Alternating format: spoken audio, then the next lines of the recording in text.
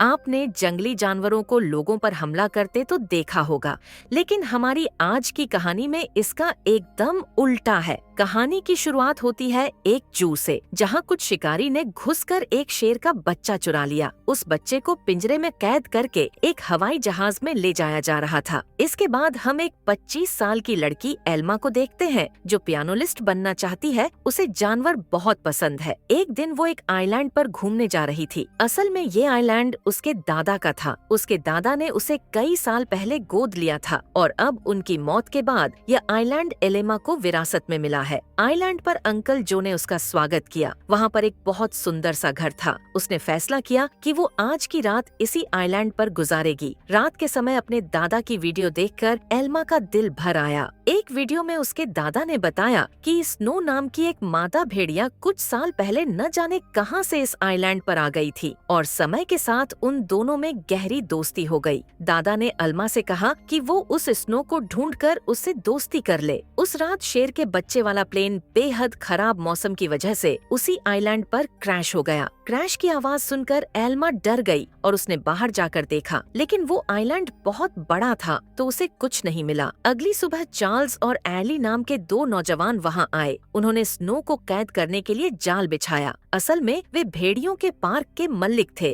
और उसके लिए स्नो को पकड़कर ले जाना चाहते थे। कुछ देर बाद स्नो जाल में फंस गई, लेकिन अपनी सूझबूझ से चार्ल्स और अली के आने से पहले ही वो जाल काटकर भाग निकली। फिर वो तैरकर आइलैंड की दूसरी ओर जा पहुंची, जहां उसकी मुलाकात एल्मा से हुई। पहले तो एल्मा घबरा रही थी, लेकिन फिर उसने अपने दादा की बात याद की और स्नो को पुचकारने लगी। कुछ देर बाद एल्मा प्लेन क्रैश की जगह पर गई। खुशकिस्मती से शेर के बच्चे को कोई नुकसान नहीं पहुंचा था। वो एक पक्षी के घोंसले में गिर गया था, लेकिन पक्षी ने उसे नीचे धक्का दे दिया और इसके बाद वो सीधा जाकर एल्मा की गोद में गिरा। एल्मा उसे अपने साथ घर ले आई। उसी वक्त स्नो भी अपने छोटे बच्चे के साथ घर में आ गई। घर में 3 प्यारे जानवर को देखकर एल्मा बहुत खुश थी। उसने तुरंत अपने अंकल जो को बुलाया, लेकिन उन्होंने एल्मा से कहा कि इन खतरनाक जानवरों को घर में रखना ठीक नहीं है। तुम्हें इन्हें जू वालों को दे देना चाहिए। अंकल ने ये भी बताया कि शेर के बच्चे को ढूंढते हुए जू के कर्मचारी वहाँ जरूर आएंगे, और हुआ भी बिल्कुल वैसा ही। अगले दिन कंट्रोल वाले वहाँ पहुँच गए। वो जानती थी कि वो जू वाले कितने बेरहम होते हैं, इसलिए उसने फैसला किया कि वो उन्हें जानवरों के बारे में कुछ नहीं बताएगी। उसने झूठ कह दिया कि उसने किसी शेर के बच्चे को नहीं देखा। घर लौटकर उसने देखा कि स्नो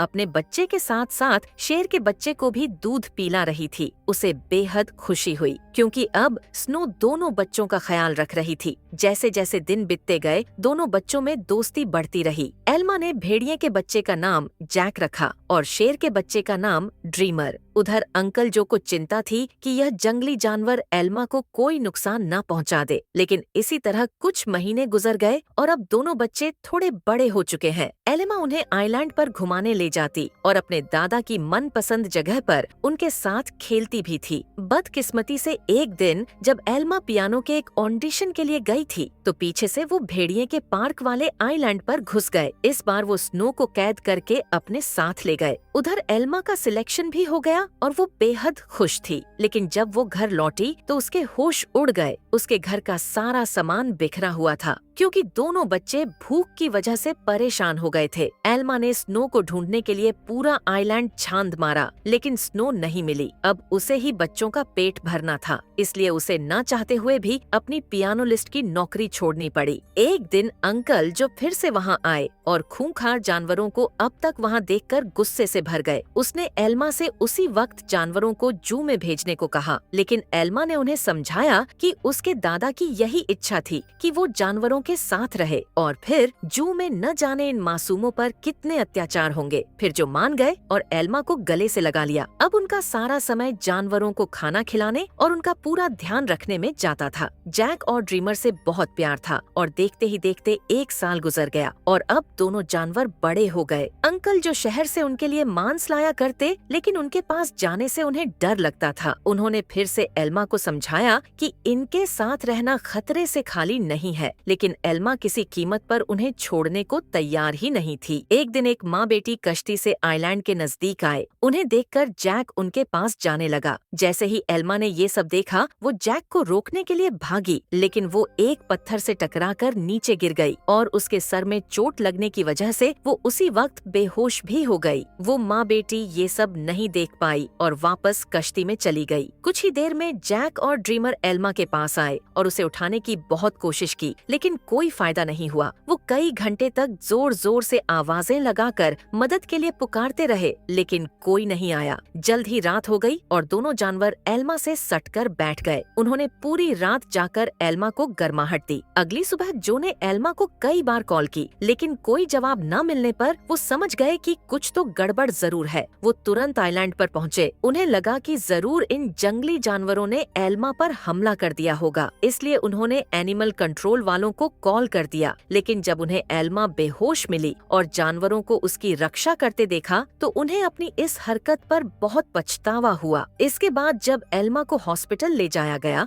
तो डॉक्टर ने उन्हें बताया कि अगर जैक और ड्रीमर ने उसे गर्माहट न दी होती, तो शायद वो आज जिंदा न होती। उधर एनिमल कंट्रोल वालों ने जैक को पकड़कर अली और चार्ल्स को सौंप दिया। उन्हें एहसास हो गया कि जेक तो स्नो का ही बच्चा है। वहीं ड्रीमर को एलन नाम के एक आदमी को बेच दिया गया, जो एक जू चलाता था। एलन बहुत बेरहम आदमी था, जो अक्सर अपने जानवरों को पिटा करता था, लेकिन अपने बाप से बिल्कुल उल्टा उसका बेटा रफा था, जो बहुत नरम दिल का था। जल्द ही उसकी दोस्ती ड्रीमर से हो गई, लेकिन कुछ ही दिनों में बेचारे ड्रीमर को कई नशीली दवाइयां देकर सर्कस में करतब करने के लिए मजबूर किया जाता। ड्रीमर ने तक की अपनी जिंदगी मजे से आइलैंड पर गुजारी थी, लेकिन इन बेहरम लोगों ने उस पर काफी अत्याचार किया। इसीलिए रफा अक्सर उसके पास उसे शांत करने जाया करता। उधर हॉस्पिटल में एलिमा ने होश में आते ही जैक और ड्रीमर के बारे में पूछा। अंकल, जो ने भारी दिल के साथ उसे सब सच बता दिया। जैसे ही एल्मा हॉस्पिटल से बाहर आई, वो सीधा एनिमल कंट्रोल के दफ्तर में पहुंची। उसे पता चला कि जैक को तो भेड़ियों के पार्क में भेज दिया है और ड्रीमर को उन्होंने